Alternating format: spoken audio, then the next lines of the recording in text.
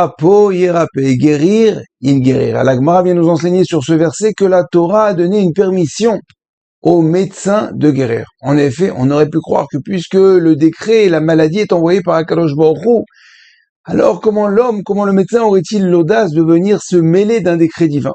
C'est pour ça que la Torah a donné une permission aux médecins de venir guérir. Encore faut-il qu'Akadosh Baruch Hu accorde cette permission pour que le traitement aboutisse à ses fins. D'un autre côté, nous voyons dans la paracha de Béchalar qu'Akadosh Baruch Hu fait une promesse et dit que si on écoute sa voix et on écoute ses préceptes, alors toutes les maladies qu'il a mis en Égypte ne viendront pas sur nous. Et il conclut comme ça, qui ani Hachem Rofecha, parce que je suis Hachem, ton docteur.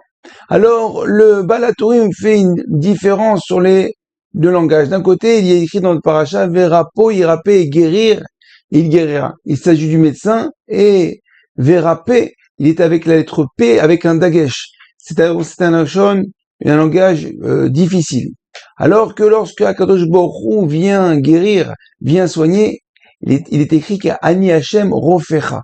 Non plus avec un P, mais avec un F, c'est beaucoup plus souple. Pour nous dire que lorsque Hachem vient nous guérir, alors la guérison, le traitement, le rétablissement sera beaucoup plus simple, beaucoup plus agréable, beaucoup plus léger.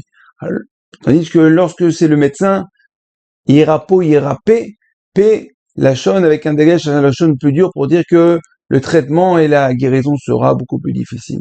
En fin de compte, comment pouvoir bénéficier d'un traitement facile et plus souple? Tout simplement, Kadosh Baruch Hu le dévoile lorsqu'on va écouter sa voix et ses préceptes.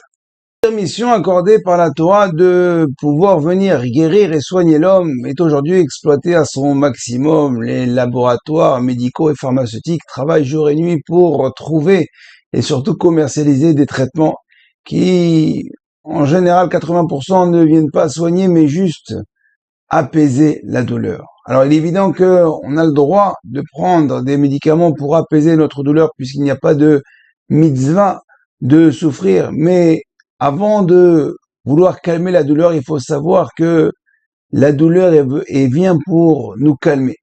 C'est-à-dire qu'elle vient en fin de compte nous calmer pour nous réveiller dans quelle folie nous sommes, dans quel danger nous trouvons. Prenons l'exemple d'un homme qui mettrait son doigt, sa main au-dessus d'une flamme. Très rapidement, au bout de quelques instants, il va vite la retirer. Pourquoi? Parce qu'il sent que ça brûle et s'il la laisse, il risque de perdre son doigt. Donc on comprend que la douleur du chaud, c'est un chesed. Et en fin de compte, tous les bobos, tous les décrets, toutes les maladies qu'Akadosh Baruch Hu nous envoie, c'est pour venir nous réveiller.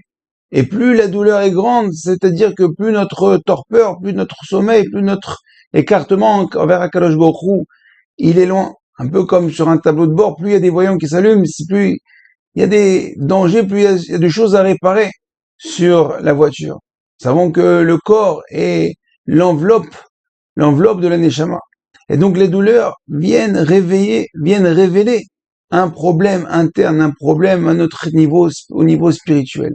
Et nous devons, en fin de compte, lorsque nous avons des douleurs, des maladies, chas v'shalom, prendre conscience, faire un bilan.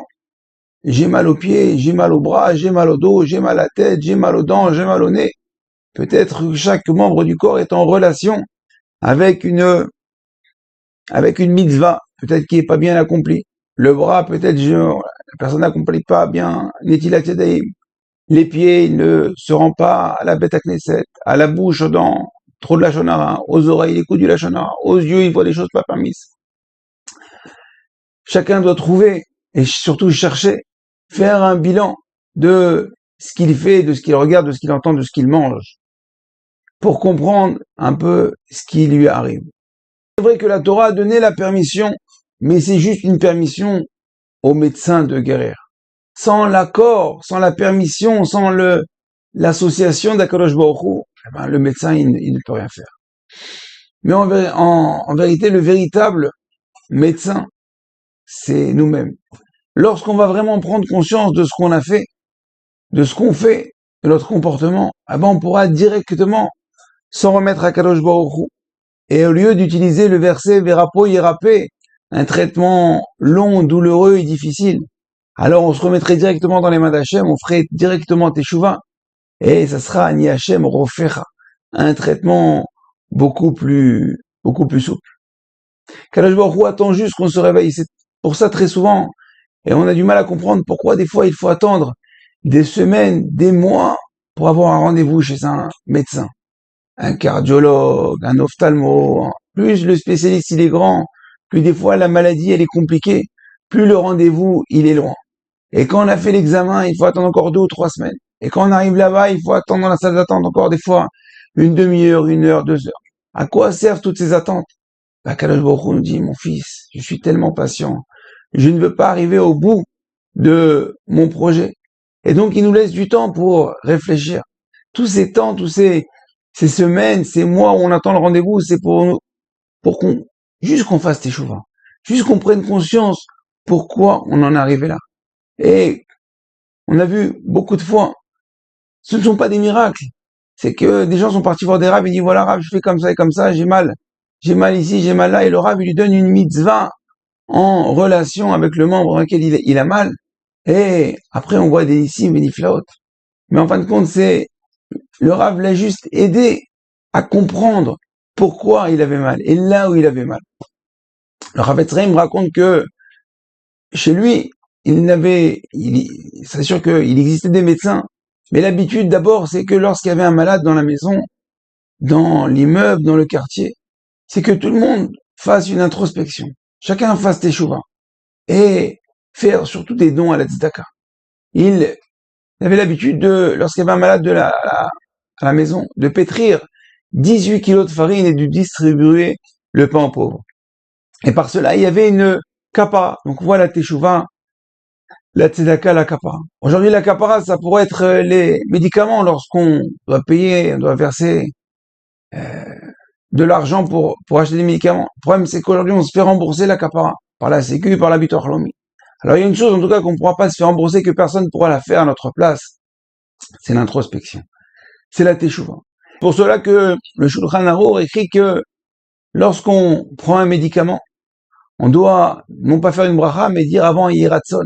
Yiratson, milefanecha. Shie, segze, lilerefoua.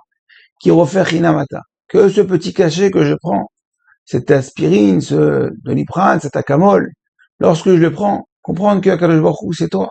C'est par ton intermédiaire. C'est toi qui me guéris.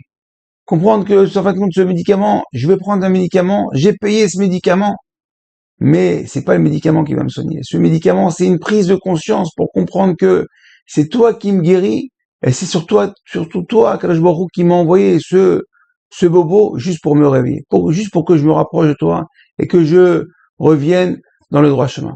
Alors, Bezrat Hashem, qu'on soit toujours tous en bonne santé, physique, spirituelle, mentale, morale, et qu'on puisse toujours servir à Kadosh Baruch Hu dans la joie, la bonne humeur, la sérénité, avec toute nos familles, nos proches, et surtout qu'on puisse très bientôt courir, danser et chanter au Beth Amikdash, Bimera B'Yamenu. Amen. Shabbat Shalom et Kol.